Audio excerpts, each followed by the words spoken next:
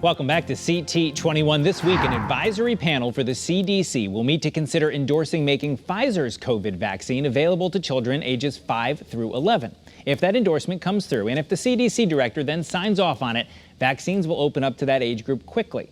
There are nearly 300,000 kids in that age range in our state, and we know many parents still have a lot of questions. Joining me this morning in Studio A to address some of those questions is Dr. Jody Terranova. She's a pediatrician and president-elect of the Connecticut chapter of the American Academy of Pediatrics. Dr. Terranova, thank you for being with us. What are you hearing from parents? I know you must be getting a lot of questions. We know it's on the horizon, so what do parents want to know? So we have a lot of parents that are so excited and waiting and wanting to know, when are we going to have it? So we're starting to create a list of parents that we can call as soon as we get it in the office, hopefully at the end of the week. Parents are asking, does their child who's between 5 and 11 need it compared to some of the older kids that maybe, we think about more at high risk? And we've been saying yes. COVID is impacting kids in that age group significantly as well. So, to be able to protect them, we know the vaccines are safe and they're effective, and this is going to be a good way to keep them from getting sick. I want to ask you about many of the concerns we've heard from parents, but I want to start just with the mechanics of how this will happen. When adult vaccines were first released back almost a year ago now, we saw those mass clinics, drive-through clinics, things like that. Do we expect that with the younger population, or will it really be pediatricians that their child is familiar with? So it will be a little bit of a different rollout than with the adults. With the adults, we had limited supply and a lot of people clamoring for it right away. We have a smaller population of kids in the 5 to 11-year-old age group. We have about 275,000 kids in Connecticut in that age group. And we'll have many places that they can go. So we have pediatricians signing up to give it in our offices. The mass sites, maybe smaller ones, will be offering it, like affiliated with school-based health centers. Pharmacies are another choice for parents to be able to get the COVID vaccine for their kids. And then the local health departments will be working to set up some sites as well. Now, with the Pfizer vaccine, it's still a 2-dose regimen. Is that the plan for kids? So for kids, yep, it's going to be the same thing, 2 doses. So the first dose, and then 3 weeks later, a second dose. And then remember, they won't be fully protected until 2 weeks after that second dose. So if we're looking kind of, November 4th, 5th, maybe Monday, November 8th, kind of a lot of kids first getting it. It won't be till right around Thanksgiving that they're due for that second dose, and then it will still be another 2 weeks till they're fully protected. So we won't have it quite in time for Thanksgiving and all those gatherings, but it will be at least a little bit of protection by Thanksgiving. Let me ask you about some of the concerns parents have had. One of the things is this discussion of heart issues in young people, and probably many of the parents who are expressing concern are citing that, myocarditis, right? Is that a concern, and should it be a concern for parents in this calculus of deciding what to do? Yep, and that came up with the FDA advisory group. The experts there really discussed that, because the question is, is the risk of mild myocarditis surpass any benefits we're going to see from the vaccine? And we really know that the cases of myocarditis, the heart inflammation that we're seeing in teenagers and young adults associated with the vaccine, were much milder than myocarditis that we see with COVID or from other diseases. We see it caused by other viruses as well in that teenage age group.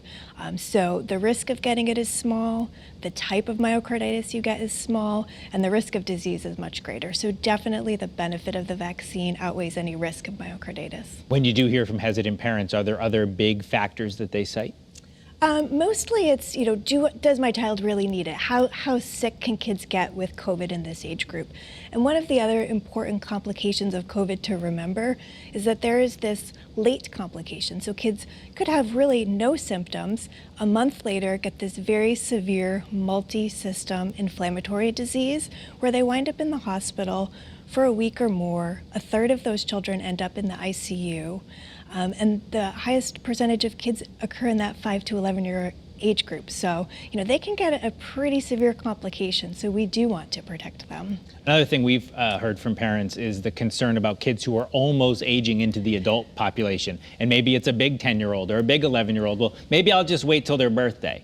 What do you say to parents who say that? say, let's not wait, get it as soon as your child can. And, we may need a booster down the road. And at that point, they, may be 12 or older and get the adult size booster, and that will be fine. But the testing was really done based by age. And so we really want to follow those recommendations and know what's safest and best for your child. Some numbers that came out nationwide said about 1/3 of parents were all who would commit to right away getting their children vaccinated. I mentioned that to our producers, and we did a very informal poll on the Channel 3 app, and it came out pretty close to the same numbers here in Connecticut, just with our informal poll. Do you think that's about right? Is that about what you're hearing? Yes, I think that's correct. And I think that really follows what we saw with the adults, right? At the beginning, about 1/3, maybe 40% of the population was ready to get it once it came out. And other people took this wait and see approach. So about 1/3 of the parents are kind of taking that, let's let some other people get it first. Once we hear from some friends and family that did it and things turned out just fine, then we'll be ready to go. But some parents are like wanting to sit back a little bit. And it's okay to wait a couple of weeks if you want, but have that conversation with your pediatrician, because if your child is in a higher risk group, you might not want to wait and you might want to go first. One more quick question on vaccines. Do kids have those same reactions a lot of us adults had, where a day later you just feel lousy? Yes, so same thing. Usually after that second dose, a little headache, a little fever, body aches, tired, happened in about a quarter to a half of children. We've got about a minute left. We've been talking about very serious stuff, but I want to just make you smile for a second and tell us about Halloween. It's Halloween tonight. Kids are going to be going out trick-or-treating. Doctor, is that okay? Is it safe? Any precautions they should take? Oh yeah, Halloween is my favorite holiday, so I can't wait to see all the trick-or-treaters coming by the house tonight, and maybe, some of them in the office on Monday would have some fun designs on their masks. But, just be smart to be safe. Try not to have a lot of big indoor gatherings without masks. Kids can go outside. It's the perfect holiday for a pandemic, so they can be trick-or-treating in smaller groups. Parents don't need to be overly cautious about, the candy and wiping it down. We know that COVID doesn't really spread through much contact as much. So just being smart and safe and using those similar precautions will let everyone enjoy this holiday. All right, and then by next Halloween, more vaccines for younger people. So it'll maybe be a different story next year. That's right. All right, Dr. Jody Terranova, thank you for being with us, the president-elect of the American Academy of Pediatrics Connecticut chapter. Thanks for all the info. Thank you. Coming up next, getting to Florida will soon be a little bit easier as Tweed New Haven Airport welcomes a new carrier that's focused on getting us to the Sunshine State. The airport's executive director joins us right after this break.